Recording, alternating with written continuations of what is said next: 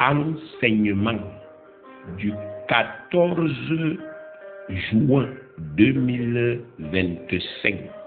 Titre: Pour vivre par la foi, il faut absolument surmonter toutes ces craintes. Je reprends. Pour vivre par la foi, il faut absolument surmonter toutes ces craintes. Par Abraham Ganke, serviteur dévoué du Seigneur Jésus-Christ. Bien-aimés membres de l'Assemblée des chrétiens dévoués à Dieu et au Seigneur Jésus-Christ,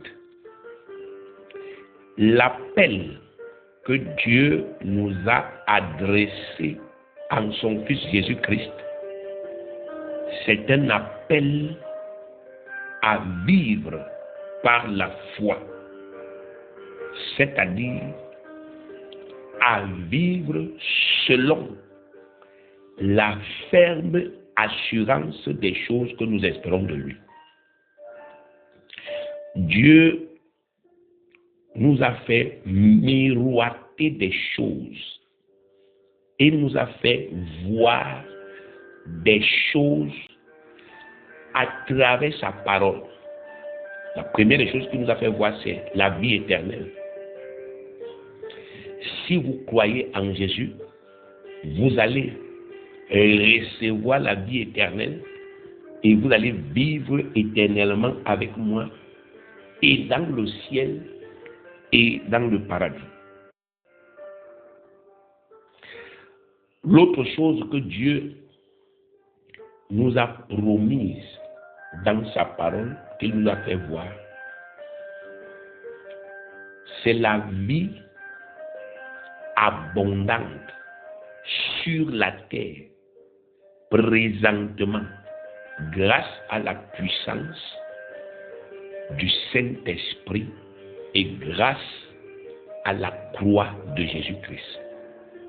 Dans Jean chapitre 10, le verset 10, il est écrit: le voleur ne vient que pour dérober, égorger et détruire. Moi, dit le Seigneur Jésus, je suis venu afin que les brebis aient la vie et qu'elles soient dans l'abondance. Alors ça, ce sont les choses que Dieu nous a miroitées dans sa parole. Il nous a aussi miroité le succès, la réussite. Il nous a miroité l'élévation. Il dit que je vais te prendre d'ici, je vais t'amener à tel niveau. La délivrance dans les détresses que nous nous sommes nous-mêmes créées, les détresses financières. Il a dit: je vais vous enlever de là et je vais vous mettre au large. Donc, lorsqu'il nous appelle, toutes ces choses-là, il nous les promet. Il attend donc que nous puissions vivre étant animés par l'assurance que à la fin, j'aurai la vie éternelle. Et avant d'avoir la vie éternelle, je vais d'abord vivre l'abondance sur la terre. C'est ça qu'on appelle vivre par la foi. C'est-à-dire, il dit, tu dois vivre étant animé par la croyance, par l'assurance que tu vas te marier. Tu dois vivre étant animé par l'assurance que tu vas sortir de cette détresse financière. Tu vas sortir de là et tu vas te retrouver sans aucune dette. Tu dois vivre avec Dieu et servir Dieu étant animé par la conviction que tu seras protégé contre tout mal, quelle que soit sa nature. que même si tu tombes, il va te relever. Et pour finir, non seulement tu vas accomplir ton ministère, mais tu vas hériter toutes les promesses. Vivre donc avec Dieu, étant animé par cette conviction-là, ça qu'on appelle vivre par la foi. La foi est une ferme assurance des choses qu'on espère, une démonstration de celles qu'on ne voit pas. Donc Dieu, quand il nous appelle, il nous donne une espérance. Il dit, mon enfant, te voici. Voici ta position. Voici ta posture. Voilà tes problèmes. Voilà tes limites. Voilà tes blocages. Et voici tes perspectives. Voici tes aspirations. Moi, je te promets donc ça. Voilà ton bonheur ici. Considère que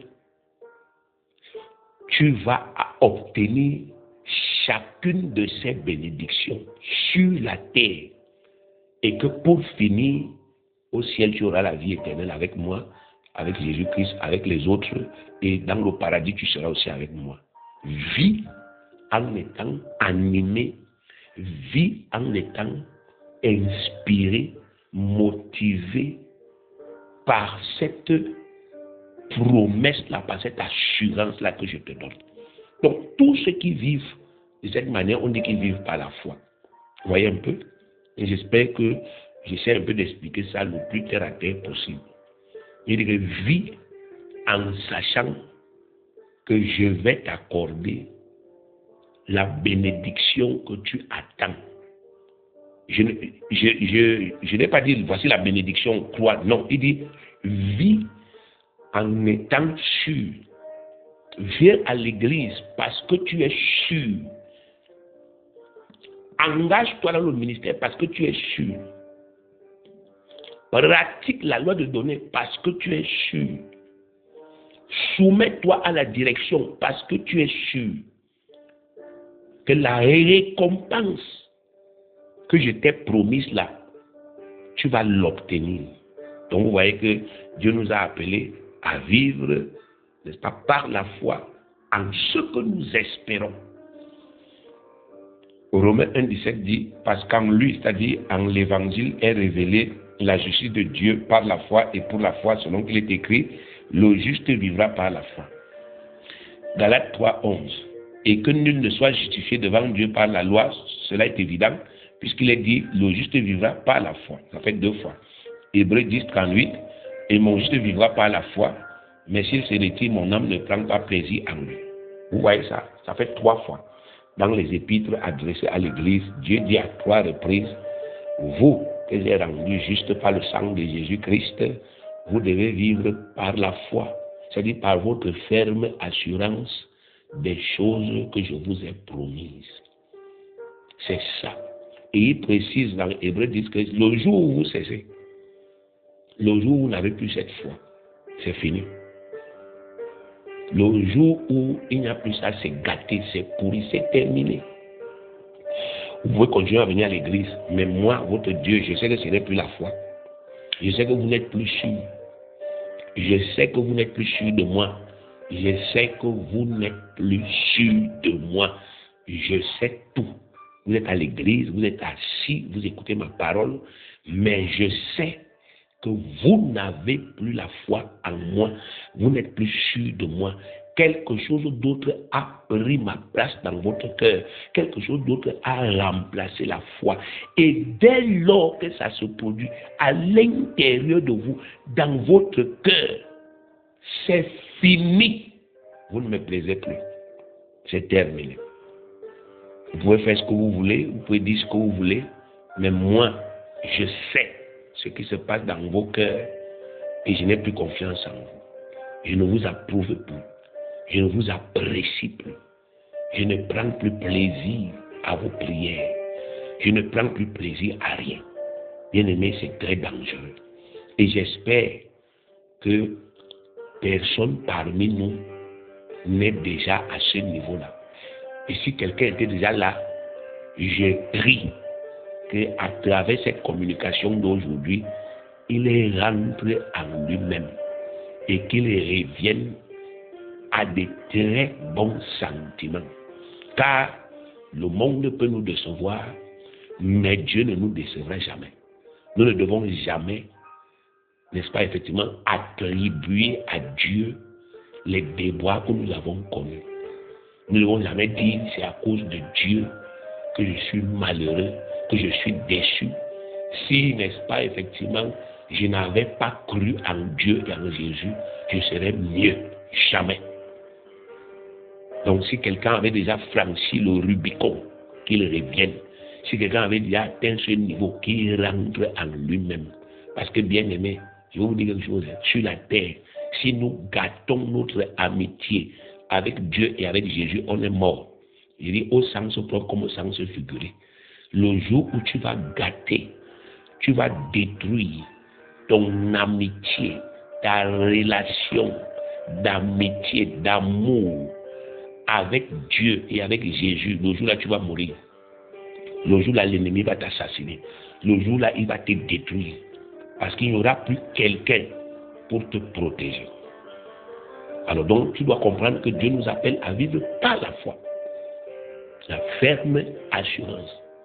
Donc comme là où je suis, malgré toutes ces années de souffrance, d'amertume, de découragement, de tristesse, Dieu me dit, Abraham, c'est toi qui es découragé, c'est toi qui es triste, c'est toi qui es fatigué, moi je ne le suis pas. Continue de me faire confiance et continue d'attendre ce que t'ai promis. Continue de vivre en ayant une pleine conviction, une pleine assurance de ce que je t'ai promis sur la terre-ci et dans le ciel. Ne laisse pas que cette histoire soit anéantie, parce que c'est moi-même Dieu qui ai créé cette conviction en toi. Donc ne laisse pas que un démon te vole ça, parce que ça fait 30 ans, parce que ça fait tel nombre d'années. Non, ne laisse personne t'enlever ta foi, t'enlever ton espérance que tu as placée en moi. Continue de me servir, lève-toi, va à l'église, prêche, laisse les gens te prendre pour un con, laisse les gens parler même en secret, qu'à lui-même qui parle là, il a quoi? Laisse-les parler. Continue de me servir en considérant que je suis fidèle et je n'ai jamais déçu, je n'ai jamais trompé, je n'ai jamais volé, je n'ai jamais menti qui que ce soit. Continue de me servir avec cette conviction que je vais te donner ce que je t'ai promis sur la terre. Je vais te donner et tu le vivras. Alors, donc, l'appel de Dieu, c'est un appel à vivre par la foi. Ceux qui veulent vivre par la vue sont déjà, n'est-ce pas, effectivement disqualifiés. Mais ce que vous devez savoir, bien aimé, c'est que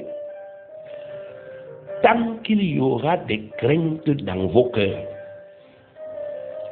vous ne pourrez jamais vivre par la foi malgré tous vos efforts.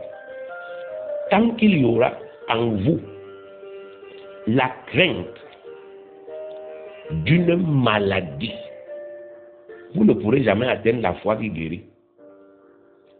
Je dis, tant qu'il y aura en vous la crainte d'une maladie, Seigneur, pardon, il ne faut pas que le cancer entre dans ma vie. Il ne faut pas que la cirrhose, il ne faut pas que mon nerf optique, il ne faut pas que mon os. Tant qu'il y aura en vous des craintes pareilles, vous n'atteindrez jamais la foi qui guérit. Je ne suis pas en train de dire que priez Dieu pour qu'il vous envoie les cancers afin que vous démontrez que vous avez la foi. Non. Je suis en train de vous dire, le Dieu que nous servons et ressuscite les morts. Et Jésus est mort, il a été ressuscité. La Bible dit que même nous-mêmes, nous allons mourir, on va nous enterrer, on va pourrir. Je ne connais pas une maladie qui dépasse la mort et la putréfaction. Mais ce Dieu-là dit que Abraham, l'esprit que j'ai mis en toi va te ressusciter, va te régénérer. Et tu vas revivre. Donc ça suppose que si aujourd'hui, si le diable m'envoie une maladie, quelle que soit sa forme, si je crois, c'est une maladie dans l'os, si je crois, mon os guérit. Et puis Dieu n'est pas mon tentateur et mon père. Il connaît mon niveau de croyance, donc il ne peut pas permettre un certain nombre de choses dans ma vie. Je n'ai donc pas besoin de vivre avec la peur, j'ai besoin de vivre avec la foi. Mais tant que j'aurai une crainte par rapport à la maladie, je ne vais jamais pratiquer la foi qui guérit. Je vais croire pour un temps et après je vais rentrer dans la chair. Tant qu'il y aura en vous, bien-aimés, tant qu'il y aura en vous la crainte de manquer, vous connaissez ce qu'on appelle la crainte de manquer, non? Et que vous n'avez rien. La crainte de n'avoir rien, rien dans son compte, et rien dans ses poches, et rien là où on peut m'aller gratter. Tant qu'il y aura la crainte, la crainte de ne rien avoir, la crainte même de perdre, vous ne pourrez jamais pratiquer la foi de donner jusqu'à provoquer des miracles financiers. Jamais. Celui qui a en lui la crainte de n'avoir rien ne peut jamais tout semer. Donc le jour où Dieu va lui dire, mon fils, ma fille, tu as combien? 30 000. C'est ton argent du mois. Prends tout, tu vas semer. Il ne va jamais le faire. Parce qu'il y a en lui une crainte qu'on appelle la crainte de manquer. La crainte d'être comme ça et on n'a rien. Puisqu'il n'a jamais expérimenté la provision surnaturelle de Dieu quand on n'a rien. Il n'a jamais fait l'expérience qu'il prend ce qu'il a. Il donne tout. Et il se retrouve qu'il n'a rien. Il voit donc comment est-ce que Dieu pourvoit et qu'il se retrouve dans l'abondance. Il n'a jamais fait ça. Donc son assurance, c'est quand il a toujours quelque chose dans ses poches. Donc il parle fort parce qu'il sait qu'il a donné 10 000 à l'église, mais il a économisé 80 000 à la maison. Donc il peut parler fort, il peut se glorifier.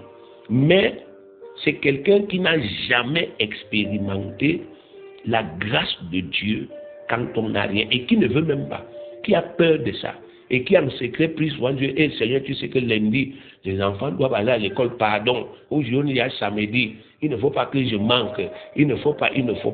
Donc, tant qu'il y aura cette crainte, la crainte de manquer d'argent, manquer de la nourriture, bien aimé, on ne va jamais pratiquer la foi de donner jusqu'à avoir des miracles. Tant qu'il y aura en nous la peur des hommes, la peur de l'avenir, la peur pour notre vie, nous ne pourrons jamais pratiquer l'appel de Dieu et entrer dans notre destinée. Tant qu'un appelé est là, il a la peur des membres de sa famille. Dieu lui dit, abandonne tout, laisse tout. Parfois quand Dieu te dit, non, abandonne tout là, tu n'as rien. Donc, mais il y a quelqu'un dans ta famille qui dit que non, tu abandonnes tout, pourquoi, etc., etc. Il y a donc cette crainte parfois qu'il y a dans les cœurs des gens. J'abandonne tout. Et il y a des gens qui nous disent aujourd'hui, je vais abandonner. Et demain, vous les voyez, n'est-ce pas, effectivement, abandonner. Mais ils n'abandonnent pas ce qu'ils ont dit, ils abandonnent Dieu. Ils abandonnent leur appel. Donc, en eux, il y a la crainte. En eux, il y a des plans. En eux, il y a des scénarios. Ils ont déjà tracé leur petit plan dans leur tête. Oui, je vais faire, mais. Ils ne vont jamais faire leur ministère. Jamais. Parce que Dieu n'est pas le Dieu, n'est-ce pas, effectivement, du conditionnement. Vous pouvez parler de conditionner. Oui, je vais te faire comme jamais. Vous êtes déjà passé à côté. Si vous êtes comme ça, vous êtes passé à côté. Mais pendant que je prêche aujourd'hui, vous pouvez dire, ah, il parle comme ça, mais moi, mes choses avancent. Demain, vous allez vous rendre compte que vous êtes passé à côté. Mais il sera trop tard. Et c'est là où vous allez comprendre l'enseignement que je donne aujourd'hui. Que pendant que j'enseignais, vous étiez en train de pratiquer cette crainte-là. Et c'est cette crainte-là qui vous a amené à faire des mauvais choix. Et ce que vous considérez aujourd'hui comme bon choix, quand ça va vous coincer demain, il sera pour vous impossible de rentrer. Parce que vous allez même revenir chercher la place que vous avez laissée, vous n'allez plus la trouver. C'est comme ça, la nature a horreur du vide. Donc, il faut que vous sachiez que tant que nous avons une crainte quelconque en nous, qu'elle soit secrète ou qu'elle soit ouverte, la crainte là va nous empêcher de pratiquer la foi, de pratiquer l'appel que Dieu nous a adressé. Même dans le foyer, tant que une femme a peur que son mari la trompe, elle ne sera pas ouverte, elle sera toujours maligne, elle sera toujours excessivement prudente. Elle va avoir une obéissance, une soumission à géométrie variable. Mais ce qui va motiver ces actes, c'est sa crainte. Mais le jour où une femme se libère, dans son cœur, elle dit à Dieu, Père, ma joie c'est d'être soumise. Je n'ai pas besoin d'avoir peur. Parce qu'il y a un Père et un Dieu qui veille sur moi. Il veille sur mes intérêts au foyer. Elle se libère. Mais elle la voit comment être épanouie et comment les choses se passent naturellement. Donc, la peur, quelle qu'elle soit, va toujours vous lier psychologiquement et vous empêcher de pratiquer véritablement la foi. Et tant que vous ne parviendrez pas à une pleine assurance, vous n'obtiendrez pas satisfaction. Vous ne verrez pas vos miracles s'accomplir. C'est pourquoi, bien aimés, nous devons le reconnaître humblement et continuer à travailler la parole de Dieu pour être complètement délivrés des craintes secrètes que nous entretenons encore dans nos cœurs et qui nous empêchent de vivre librement notre foi, qui nous empêchent de pratiquer vraiment les lois de Dieu et d'être bénis exponentiellement. Il faut le reconnaître, bien aimé. Il faut reconnaître qu'il y a encore en nous des craintes à des degrés divers, mais il y en a. Il y en a. Et ce que ces craintes font, c'est toujours de nous lier, c'est de nous limiter. Le diable utilise la crainte pour nous lier psychologiquement, pour nous bloquer. Lorsqu'on dit que bon, je m'engage, je me lance, alors il y a des phénomènes qui se manifestent. Et le rôle de ces phénomènes est toujours de réveiller les craintes. Je m'engage, Seigneur, cette année, je te mets en premier. Et depuis que tu as dit ça, sécheresse sur sécheresse sur sécheresse. Et la conclusion, c'est quoi? La crainte se réveille. Peut-être que ce n'était même pas vraiment Dieu qui me demandait de m'engager. Peut-être que, et pour finir, on renonce à cet engagement. On rentre dans la chair, on est dans la confusion. Et finalement, on n'accomplit pas l'œuvre de Dieu. Donc, il faut traiter ça. Avant nous, il y a eu des appelés de Dieu qui ont réussi l'exploit de vaincre toutes leurs craintes et de servir Dieu selon l'appel qu'il leur avait adressé. Ils ont surmonté leurs craintes et ont pratiqué les lois de Dieu. Ils ont surmonté leurs craintes. Ils ont accompli leur ministère. Ils ont surmonté leurs craintes. Et ils ont donné abondamment et surabondamment pour l'œuvre de Dieu. Les récits de leurs exploits sont dans la Bible pour nous donner une seule instruction. C'est absolument possible à vous aussi, si et seulement si vous le croyez. Donc il y a les gens qui ont réussi ça dans la Bible. Il est dans les contextes effrayants, des contextes troublants. Mais Dieu leur a dit, voilà là où je vais t'amener. Voilà ce que je vais te donner. Voilà ton château. Voici ça. Travaille. Ils ont dû braver leur peur. Et Dieu a donc mentionné leurs récits, leurs expériences. Dans la Bible, il dit que j'ai écrit ça dans la Bible et c'est arrivé jusqu'à nous pour nous donner un message. Vous qui êtes l'Église, le corps de Christ, c'est aussi possible. Vous pouvez aussi transcender vos peurs et accomplir vos ministères. Romains 15,4 dit quoi? Romains 15,4. Or, tout ce qui a été écrit d'avance l'a été pour notre instruction, afin que par la patience et par la consolation que donnent les Écritures, nous possédions l'espérance. Donc tout ça, ça a été écrit pour nous instruire.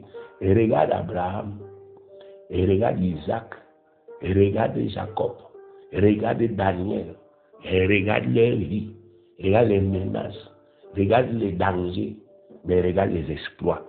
Toi aussi tu le peux. Aujourd'hui, nous allons voir ensemble l'exemple d'un personnage biblique qui a réussi à transcender toutes ses craintes et à vivre librement et victorieusement malgré l'adversité. Le but de ce voyage dans la Bible est d'amener chacun de nous à être pleinement sûr de la protection et de la délivrance que notre Dieu nous promet dans sa parole. Il faudrait que chacun de nous, bien-aimés, soit sûr de la protection et de la délivrance que Dieu nous promet. Que je sois sûr que Dieu me protège et que Dieu me délivre. Nous allons voir Josué, l'exemple de Josué, le successeur de Moïse. Il a été complètement délivré de la peur d'échouer et de la peur de mourir pendant la guerre qu'il devait livrer contre les nations belliqueuses pour la conquête de la terre promise. Donc, c'était ça sa mission, faire la guerre pour conquérir la terre promise, la terre que Dieu avait promis, n'est-ce pas, avait promise à Abraham, Isaac, Jacob et à tous leurs descendants. Donc Dieu a dit à Josué, c'est toi qui vas faire la guerre, puisqu'il y avait des nations, des peuples habitaient déjà là. Et Dieu a dit à Josué, va faire la guerre. Et c'était effrayant. C'est la même chose aujourd'hui. Il y a, n'est-ce pas, effectivement, des gens qui sont assis sur notre héritage et on doit faire la guerre. Mais il y a beaucoup d'enfants de Dieu qui ont peur de la guerre, qui ont peur, qui ont déjà fui. La guerre, par exemple, pour récupérer leur terrain au village, ils ont fui. Ils disent, mon frère, moi je ne vais pas chez quoi là-bas, si on me lance le sort, je meurs. Il y a les gens ici, ils ont des héritages. La maison familiale est là. La maison que le père a construite, elle est là. Elle est vide. Mais ils ont peur de la sorcellerie. Parce qu'il y a une tante qui a dit ceci, il y a un oncle qui a dit ceci. Ils ont déjà fui depuis longtemps. Ils ne peuvent même pas aller revendiquer. Alors que, bien aimés, ils ont le Saint-Esprit. Donc ça montre qu'il y a des craintes en nous, des craintes secrètes et qu'il faut, n'est-ce pas, effectivement, les traiter. Bien aimé, Josué n'était que le serviteur de Moïse. Pourtant, c'est lui qui a conduit toutes les grandes campagnes guerrières qui ont permis à Israël de conquérir son territoire parcelle après parcelle. Comment cela a-t-il été possible qu'un serviteur puisse devenir un si grand chef de guerre? Tout simplement parce que Josué a pu vaincre toutes ses peurs. Josué a vraiment eu peur d'échouer et de mourir dans cette entreprise périlleuse lorsque l'Éternel lui a confié les rênes d'Israël. Tant qu'il travaillait à l'ombre de Moïse, ça allait. Moïse était là, l'homme de Dieu était là. Et l'homme de Dieu lui inspirait la confiance. Il avait vu tout ce que Dieu avait fait, n'est-ce pas, effectivement, avec Moïse, et ça le rassurait. Il n'était pas le chef, il était juste caché, on ne le connaissait même pas, il était caché derrière Moïse. Il obéissait naturellement aux ordres de Moïse, en sachant que rien ne pouvait lui arriver, car c'était l'homme avec qui Dieu travaillait. Donc c'est comme ça que Josué a vécu. Il a vécu à l'ombre de Moïse. Et il n'avait pas peur parce que c'est Moïse qui était devant. Lui se contentait d'obéir. Et il voyait la puissance que Dieu manifestait dans la vie de Moïse. Il se sentait rassuré. Josué a vu des choses terribles que nous on n'a pas vues, que Dieu a fait avec Moïse. Et donc il se sentait rassuré tant que Moïse était vivant. Même quand Moïse lui disait va faire la guerre, il partait. Il ne tremblait pas. Lisons Exode 17, verset 9 à 10. Exode 17, verset 9 à 10. Alors Moïse dit à Josué, choisis-nous des hommes et sors et combat Amalek. Demain, je me tiendrai sur le sommet de la colline, la verge de Dieu dans ma main. Josué fit ce qui lui avait été, ce que lui avait dit Moïse pour combattre Amalek. Et Moïse, Aaron et Our montèrent au sommet de la colline. Vous entendez ça? Moïse est là. Moïse n'est même pas au champ de bataille. Mais Josué dit à Aka, vous allez me sentir ici. Moïse est en haut là-bas, il me soutient. Et Josué choisit des hommes. Il descend contre Amalek, il chicote Amalek copieusement. Parce que son mentor était là. Son père spirituel était là. Et il le couvrait. Mais lorsque Moïse est mort, et que Dieu a décidé de remettre la direction du peuple à Josué, les choses ont changé radicalement. Moïse n'est plus là. Josué ne bénéficie plus de l'assurance paternelle que lui procurait Moïse. Il est tout seul. avec un peuple rebelle et des nations belliqueuses à combattre. Là, la peur naît. La peur qui était cachée dans son cœur peut se réveiller. Lisons Josué chapitre 1. Josué 1, verset 1 à 9. Après la mort de Moïse, serviteur de l'Éternel, l'Éternel dit à Josué, fils de Nun, serviteur de Moïse, Moïse, mon serviteur, est mort. Maintenant, lève-toi, passe ce Jourdain, toi et tout ce peuple, pour entrer dans le pays que je donne aux enfants d'Israël. Tout lieu que foulera la plante de votre pied, je vous le donne, comme je l'ai dit à Moïse. Vous aurez pour territoire depuis le désert et le Liban jusqu'au grand fleuve, le fleuve de l'Euphrate, tout le pays des Hétiens, et jusqu'à la grande mer, vers le soleil couchant. Nul ne tiendra devant toi tant que tu vivras. Je serai avec toi comme j'ai été avec Moïse. Je ne te délaisserai point. Je ne t'abandonnerai point. Fortifie-toi et prends courage, car c'est toi qui mettras ce peuple en possession du pays que j'ai juré à leur père de leur donner.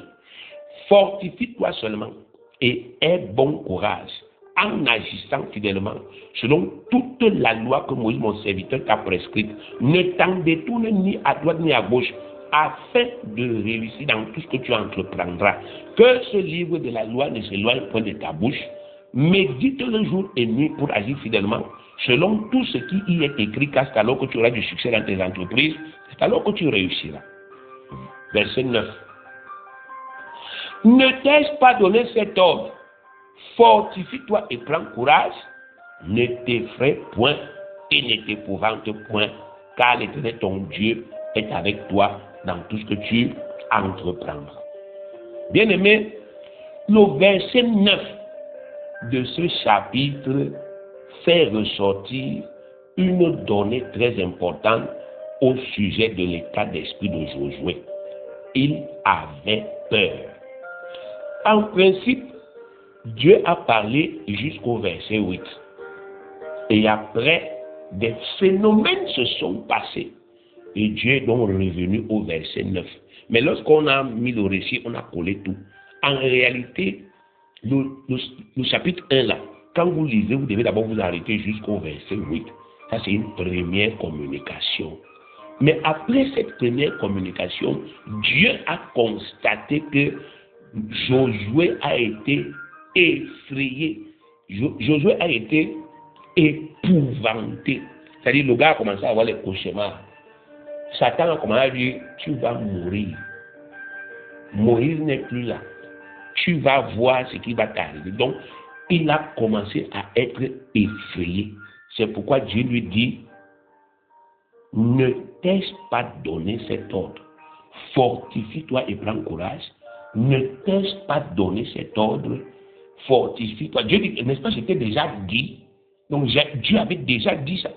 Ne t'effraie point, ne t'épouvante point, car l'Éternel ton Dieu est avec toi dans tout ce que tu entreprendras. Ce verset sujet que Dieu avait déjà ordonné à Josué dans sa communion personnelle de prière avec Dieu de ne pas craindre.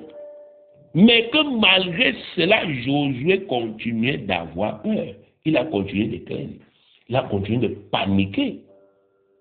Ne t'ai-je pas donné cet ordre? Je suppose que l'ordre avait déjà été donné, mais qu'il n'avait pas été respecté. Raison pour laquelle le même ordre a été réitéré, renouvelé et accompagné de plusieurs promesses rassurantes. Donc Dieu a vu la panique, il a vu la frayeur que ça a généré.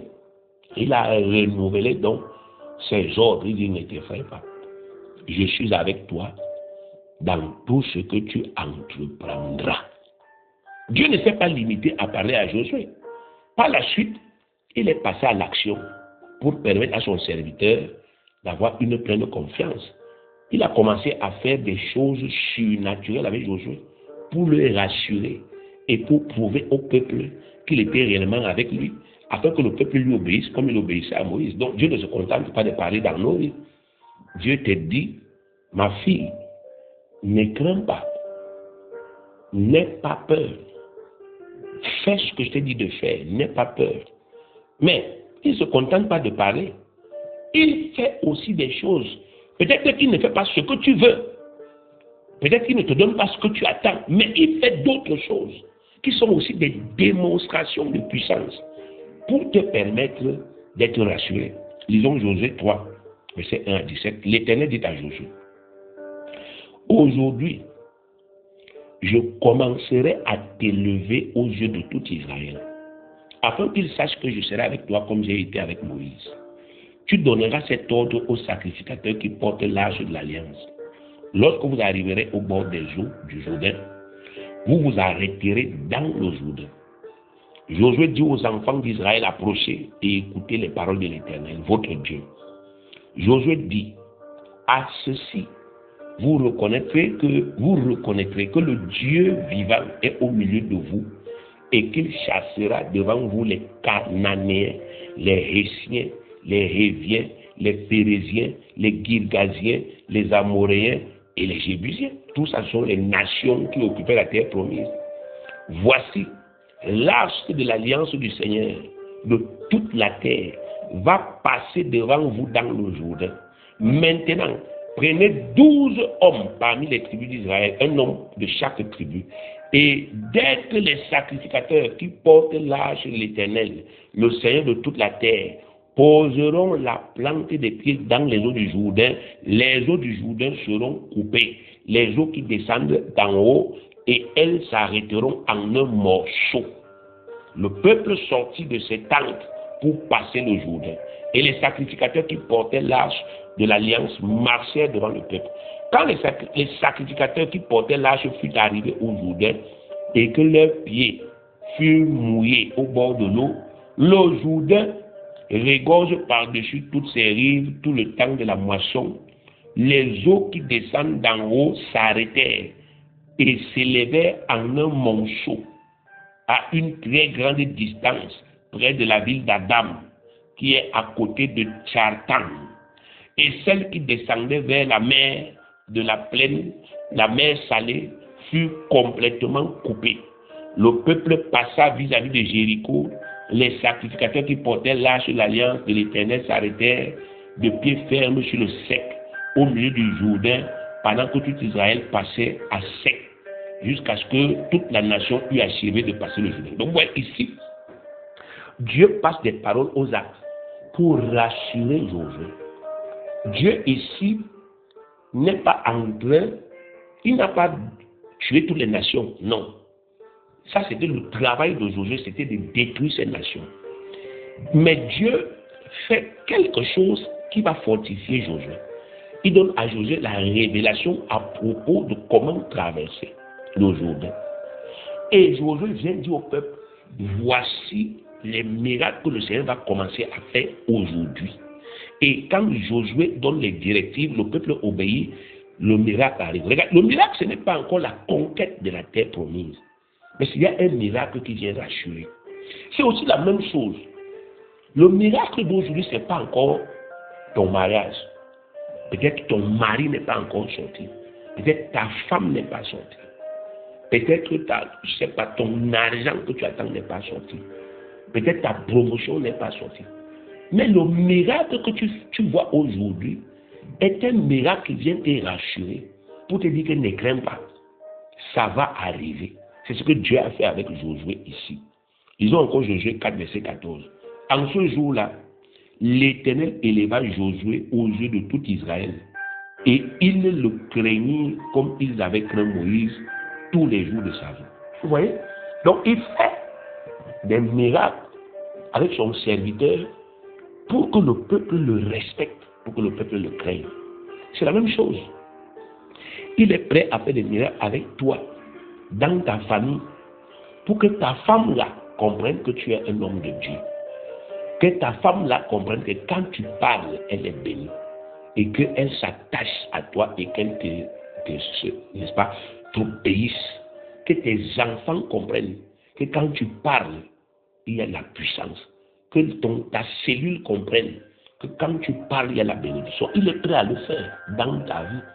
Chaque fois que toi tu croiras et que tu vas faire comme Josué, donner les directives de Dieu à son peuple, dire au peuple que faites ceci courageusement. Ne pas avoir peur, ne pas craindre que mes frères, et si je dis alors, et vraiment le Jourdain ne se coupe pas, non. Si le jour là, n'est-ce pas, effectivement, le Jourdain ne se coupait pas, Josué était mort. Mais vous voyez qu'il risquait sa vie, obéir à Dieu en tant que ministre. C'est risquer sa vie, risquer sa crédibilité, risquer tout. Mais parce qu'il avait confiance, il a dit, Dieu va faire ici et Dieu a fait, parce que Dieu s'est reconnu dans ces paroles-là. Dieu reconnaissait que Josué parle mes paroles. Nous aussi, en tant que serviteurs de Dieu, c'est ce que nous devons dire. On arrive dans les maisons des gens, on a peur de leur dire, le Seigneur de toute la terre va enlever cette maladie et il va la remplacer par la santé. On a peur, on prie comme ça, mais on prie en l'air. Et finalement, il n'y a pas de miracle, parce que nous, on manque de courage. On a peur de prophétiser dans les vies des gens, alors que nous sommes dispensataires des diverses grâces de Dieu. On a honte, on a peur, et on ne voit rien. Après cela, bien aimé, Dieu a continué. Il a envoyé un ange, l'archange Michel, devant Josué, pour livrer entre ses mains la ville de Jéricho, et il lui a permis de voir cet ange. Les anges sont là, mais vous ne les voyez pas. Mais ici, Dieu a permis à Josué de voir un ange. Josué 5, verset 13 à 15. Comme Josué était près de Jéricho, vous connaissez Jéricho, les murailles, là, même si Josué faisait 90 ans, il n'allait jamais casser ça. Comme Josué était près de Jéricho, il leva les yeux et regarda. Voici un homme se tenait debout devant lui, son épée nue dans la main. Il alla vers lui et lui dit, es-tu des nôtres ou de nos ennemis? L'ange répondit, non, mais je suis le chef de l'armée de l'Éternel.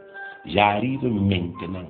Josué tomba le visage contre terre, se prosterna et lui dit, qu'est-ce que mon Seigneur dit à son serviteur? Et le chef de l'armée de l'Éternel dit à Josué, ôte tes souliers de tes pieds, car le lieu sur lequel tu te tiens est saint. Et Josué fit ainsi. Bien aimé, c'est terrible. Josué a vu l'archange Michel.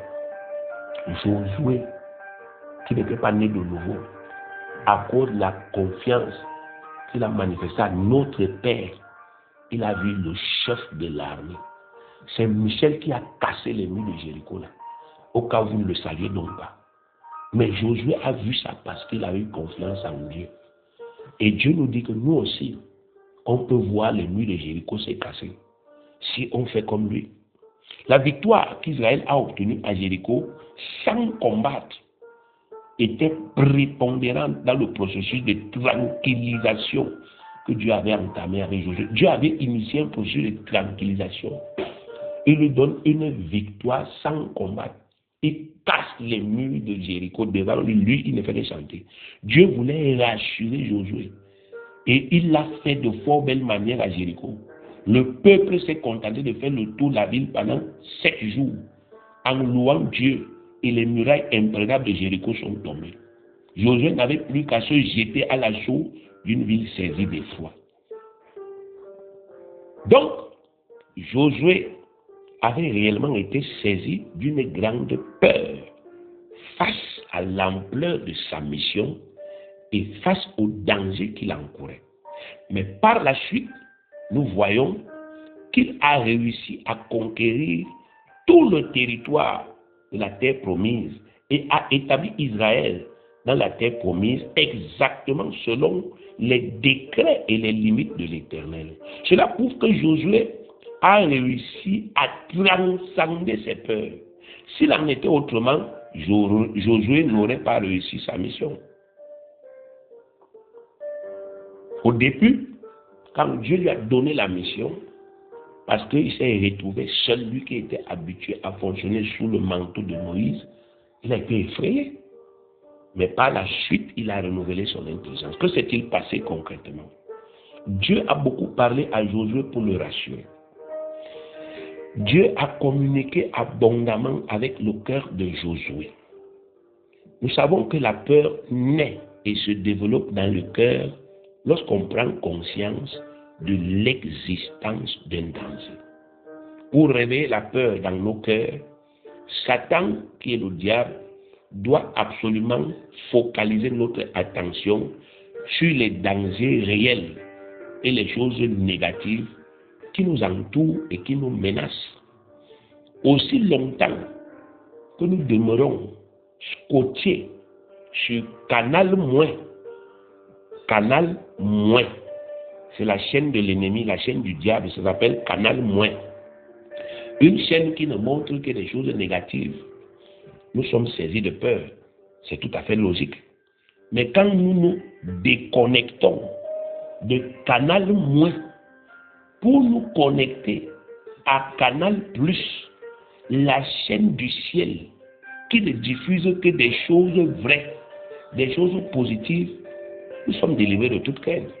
C'est tout à fait logique. Je parle de Canal plus, là, je ne parle pas de votre Canal plus qui est sur le câble. Moi, je parle des chaînes de Dieu. C'est pourquoi Dieu avait besoin de communiquer abondamment avec le cœur de Josué pour le délivrer. La parole de Dieu a le pouvoir de juger les sentiments et les pensées du cœur. Dieu connaît parfaitement les attributs de sa sainte parole. Il savait que le seul moyen de délivrer Josué, c'était la parole. Seule cette parole pouvait libérer son serviteur de toutes ses craintes. Voilà pourquoi il lui a abondamment parlé. Il a parlé. Et Dieu nous parle abondamment. Il y a parfois, quand tu lis les révélations, tu crois que c'est le film. Ce n'est pas le film, c'est Dieu qui te parle.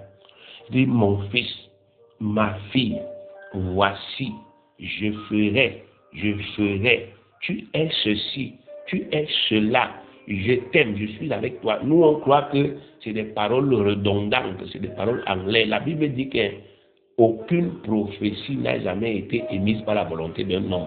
C'est poussé par le Saint-Esprit que les hommes ont parlé à la part du Seigneur. Donc, chaque fois qu'une prophétie authentique est sortie, même si c'était la répétition de la même chose, c'était Dieu qui voulait parler. Dieu parlait abondamment, parce que Satan parle aussi abondamment. Satan parle beaucoup à travers tous les phénomènes, toutes les mauvaises choses. Ce sont les paroles du diable. Et tout ça vient dans notre tête, ça vient travailler. À travers les souffrances, Satan nous parle. À travers les douleurs, Satan nous parle. À travers les menaces, Satan nous parle. À travers nos péchés, Satan nous parle. La culpabilité, l'autocondamnation. Il parle beaucoup. Donc, il travaille énormément pour prendre possession de notre cœur afin de nous maintenir sous l'emprise de la crainte. C'est pourquoi Dieu aussi parle beaucoup. Dieu a énormément parlé à Josué. C'est vrai.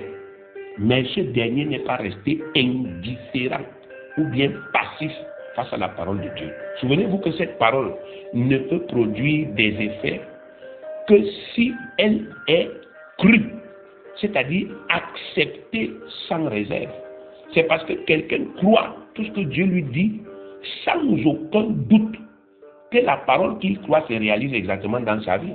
La parole de Dieu ne délivre pas l'âme humaine par hasard. Elle délivre l'âme humaine que quand elle est reçue avec douceur dans le cœur, avec, n'est-ce pas, effectivement, honnêteté.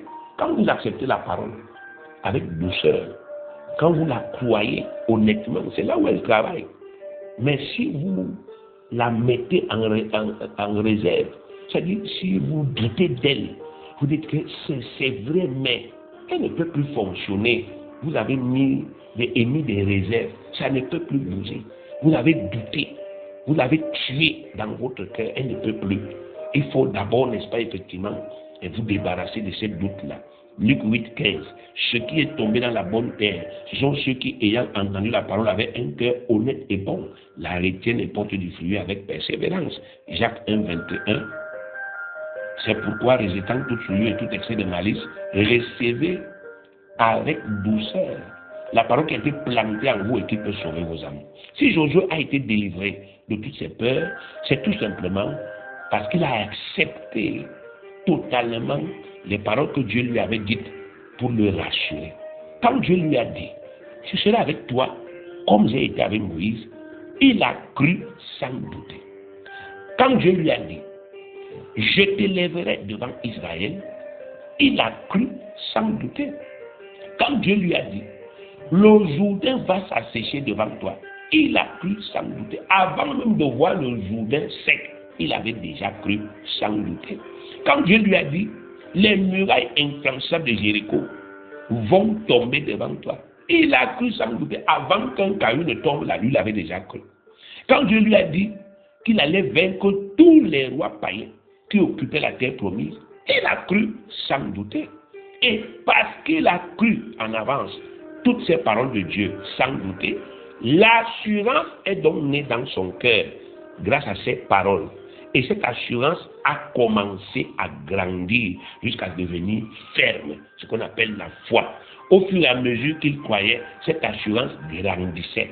C'est donc ça qui l'a poussé à se lever pour commencer à agir selon les ordres que Dieu lui avait donnés. Et quand il a commencé à agir selon les commandements de Dieu, il a aussi commencé à voir les choses incroyables se réaliser. Le Jourdain s'est asséché et le peuple est passé à pied sec. L'archange Michel lui est apparu pour le rassurer et les murs de Jéricho sont tombés devant lui. Là, il avait les miracles qu'il lui fallait pour se jeter contre les nations. Vous connaissez la suite, il a gagné. C'est donc son adhésion à la parole de Dieu et ses actions de foi qui lui ont permis d'être complètement délivré de toutes ses craintes. Voilà ce qui s'est passé. Dieu parle, quelqu'un écoute, quelqu'un croit, quelqu'un accepte, quelqu'un adhère et quelqu'un commence à agir et il commence à voir. Et plus il voit, plus il est galvanisé. Conclusion. Josué a cru les paroles de Dieu dans son cœur sans douter. Il les a déclarées avec foi de sa bouche sans fléchir. Et il a agi rigoureusement et avec persévérance selon chacune de ses paroles. Et résultat, il a été délivré de toutes ses craintes et il a réussi avec brio dans une mission périlleuse. Plusieurs autres comme David, comme Élie, comme Élisée, comme Jérémie ont fait la même chose et ont été délivrés de toutes leurs craintes. Élie a surmonté toutes les craintes que Satan avait réveillées en lui par les menaces de mort de Jézabel, la femme du roi, et il a continué son ministère. Jérémie a surmonté la crainte d'être tué par le roi et il a prophétisé ce que Dieu lui avait demandé de prophétiser devant le roi. Et il a expliqué comment ça s'est passé pour lui, comment il a fait pour surmonter. Jérémie 15, verset 7. Il n'est pas resté les bras croisés, on lui a imposé les mains, et puis la crainte a disparu. Il dit, Jérémie 15, 16, j'ai recueilli tes paroles, et je les ai dévorées. Tes paroles ont fait la joie et l'allégresse de mon cœur, car ton nom est invoqué chez moi, éternel Dieu des armées. Nous voyons bien qu'il n'est pas resté passif vis-à-vis de la parole, mais qu'il a travaillé pour la comprendre et pour la retenir fermement dans son cœur. Ce qui est vrai pour tous ces gens l'est aussi pour nous.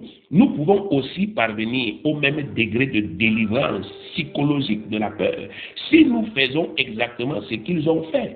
Ils ont travaillé dur pour comprendre, ils ont travaillé dur pour retenir fermement les paroles de Dieu dans leur cœur. Ils étaient des hommes faits, des hommes rompus à la discipline, la prière et de la méditation.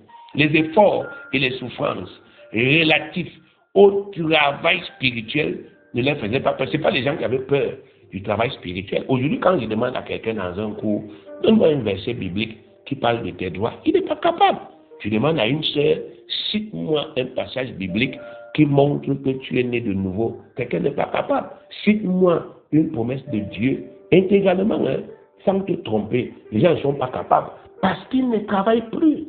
Ils n'ont plus la parole dans leur tête. Ils ne font pas les efforts. Ils donnent du change. Ils font semblant. Si vous voulez, après ces enseignements, faites le test. Faites le test. Demandez à chacun, commencez toujours par les anciens, demandez à chacun de vous citer des versets bibliques spécifiques aux enseignements qu'ils ont reçus dernièrement et vous serez étonnés. Donc, voilà toute la différence qu'il y a avec nous aujourd'hui. Nous possédons en nous toute la plénitude de la divinité qui est en Christ. Nous vivons dans la grâce. Mais il nous manque quelque chose de crucial. La foi simple de ces premiers croyants.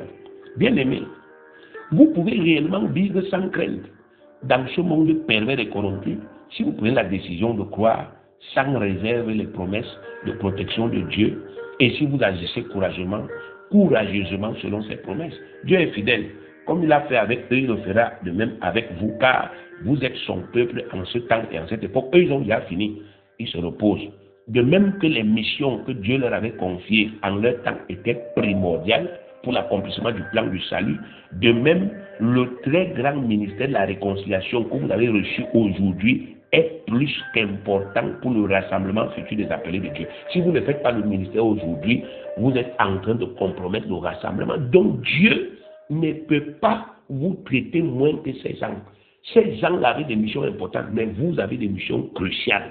Donc ce que Dieu a fait avec eux, il est prêt à faire avec nous, à condition que nous fassions les mêmes efforts que ces gens-là. Que nous ne soyons pas des paresseux, des incrédules, des faibles, des menteurs, et que nous laissions, n'est-ce pas, l'adversaire nous lier dans nos têtes, et on commence à dire que non, c'est Dieu qui ne marche pas, c'est l'église qui est montée, c'est les frères qui ne prient pas, alors qu'en réalité, en nous, nous avons laissé des fausses croyances, des craintes nous lier, et on ne peut plus travailler. Donc, que chacun prenne la décision de croire sans douter, et d'agir courageusement, selon toutes les promesses du Père en Jésus-Christ. Et vous serez totalement délivrés de toutes vos craintes, car quiconque met en Dieu sa confiance ne sera pas dans la confusion. Proverbe 29, verset 25, la crainte des hommes tend un piège, mais celui qui se confie en l'Éternel est protégé. Que Dieu vous bénisse au nom de Jésus.